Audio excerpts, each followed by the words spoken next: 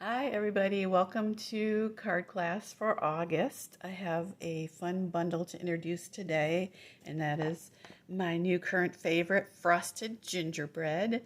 We're going to do 3 cards today, and they'll be separate videos, and they'll all be posted here in the group.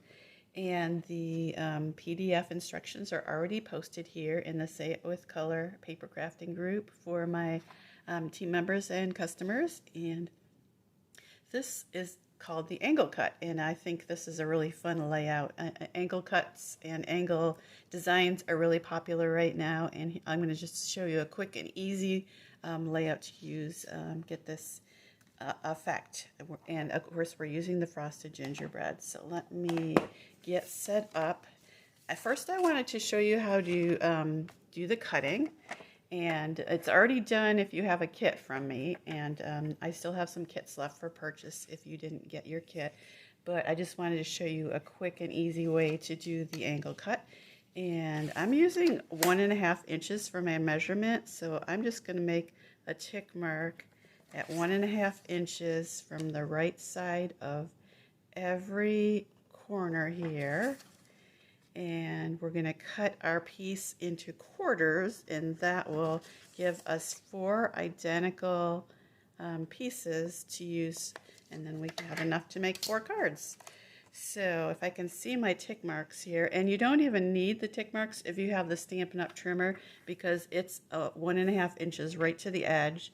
So I could just look at my tip of my paper there and see that it's at 1.5. So I'm going to line that one up to the groove, and then the bottom one up to the groove.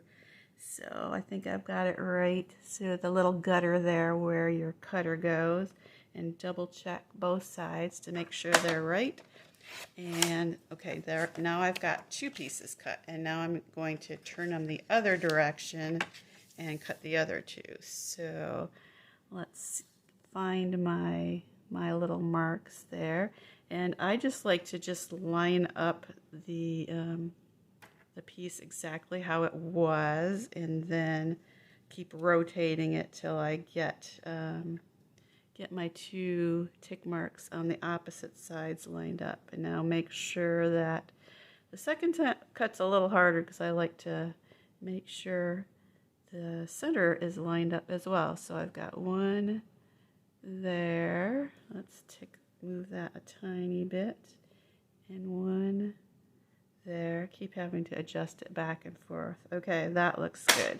So then we'll cut again, and now you can see I've got 4 identical pieces that I can use and make 4 different cards. You'll just have 1 in your kit, but you can do it in one of 2 different orientations. You can do it like, let's see, like this if you want a portrait style card, or for landscape you can flip it over and do it like this, so you can line up the right angle at the top. And you can play with this and do different measurements and different sizes and different orientations, and just have fun with this angle cut. I think it's really a nice layout. And let's see, which one should we do today? I guess I'm in a red mood today, so let's do this orientation. Let me get my,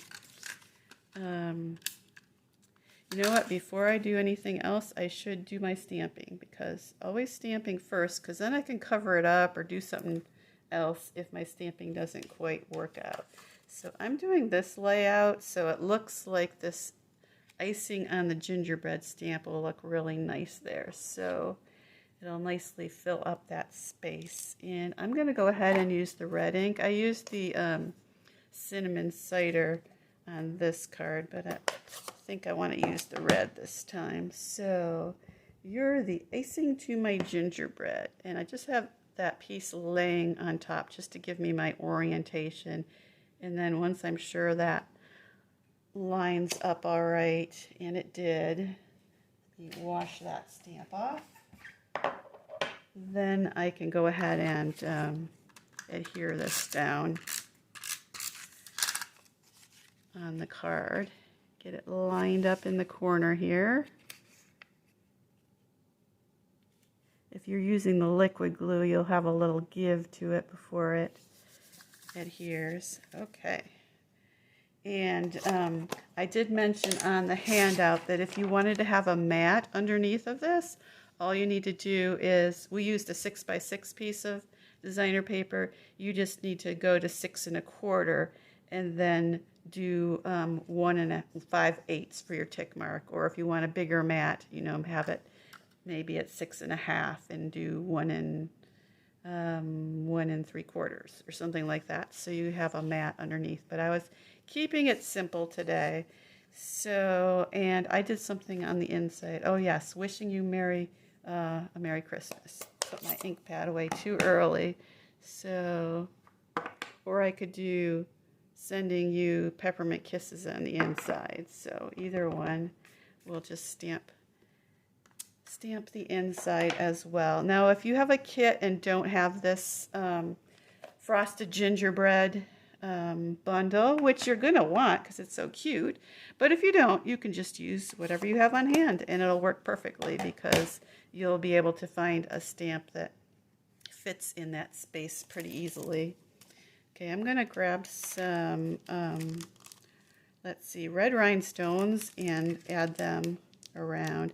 This bundle also has some really cute little embellishments, which I don't have out here to show you. So, but they would also look really cute on this card too if you didn't want to go with the rhinestones. So, okay, so this was a quick, easy. This is our layout card. So we'll move up in difficulty and do our fun fold next. And oh, I forgot one thing. I didn't add my cookie.